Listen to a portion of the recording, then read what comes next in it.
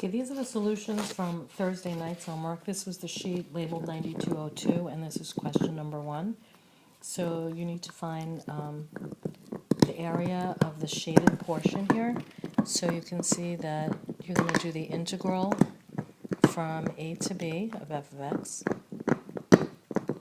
But then you're going to have to subtract this part because it's underneath. So that's from b to c.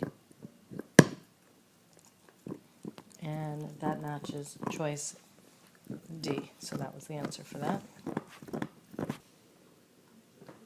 Okay, and sorry for that background noise. It's JoJo chewing on a bone. Okay, so for number 2, we need to find the area between two graphs. So the graph y equals 2 is just going to look like this.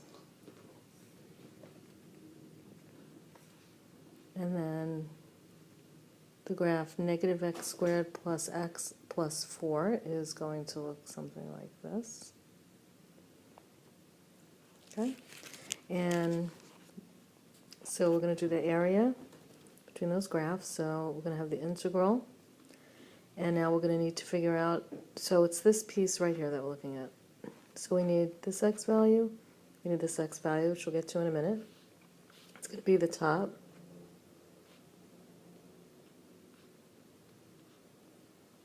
Minus the bottom dx. So really what we need are the points of intersection. So set them equal to each other. And then set it equal to 0. Factor.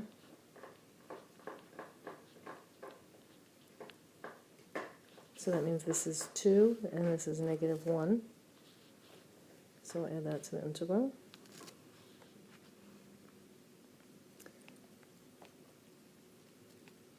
And then you can either do this on your calculator or by hand, but in any case the answer will be C, 9/2. And I just want to point out that if this is a non-calculated question, how did I know how to graph negative x squared plus x plus 4? Just want to go over that.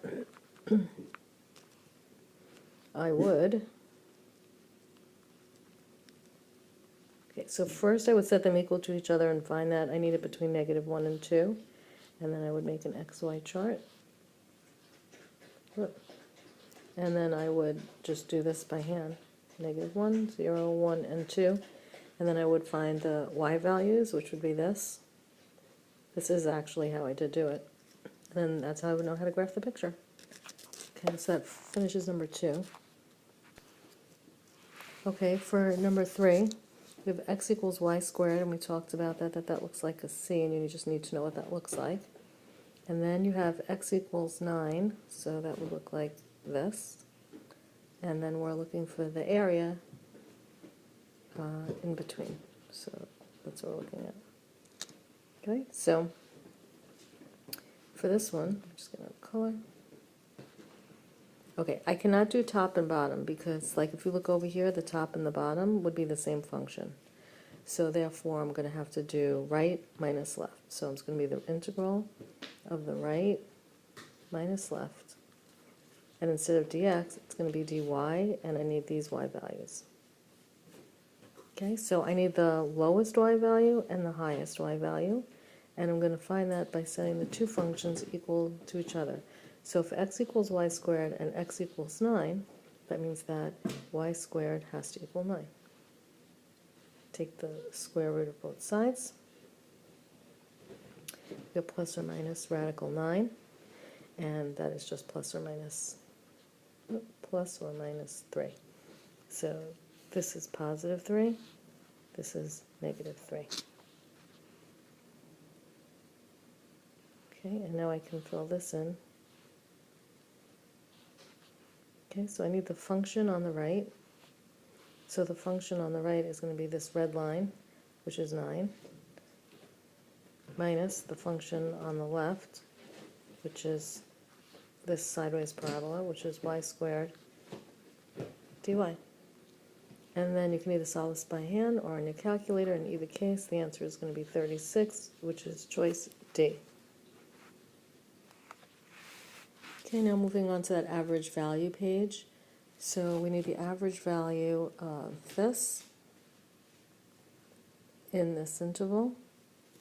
And so we said you're just always going to use the formula 1 over b minus a, the integral from a to b of f of x dx. So all you have to do is substitute everything in. This is a, this is b, minus 1.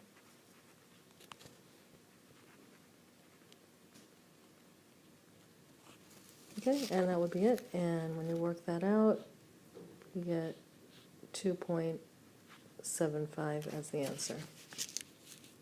Okay, for the second problem, the function is e to the negative x, and this is your interval. So it's going to be 1 over b minus a, the integral from a to b of the function dx. And if you use the calculator for this, you will get 0.4323, and that's the answer for that. And then finally, for number 3, you have a function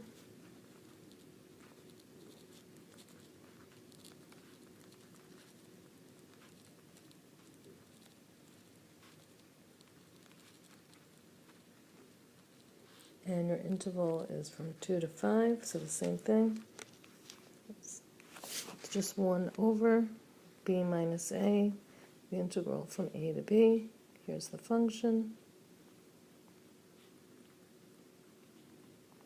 Okay, and this is definitely a calculator question. And this is in temperature we're talking about, so you should get 56.81 degrees. And just thinking about, does this make sense or not?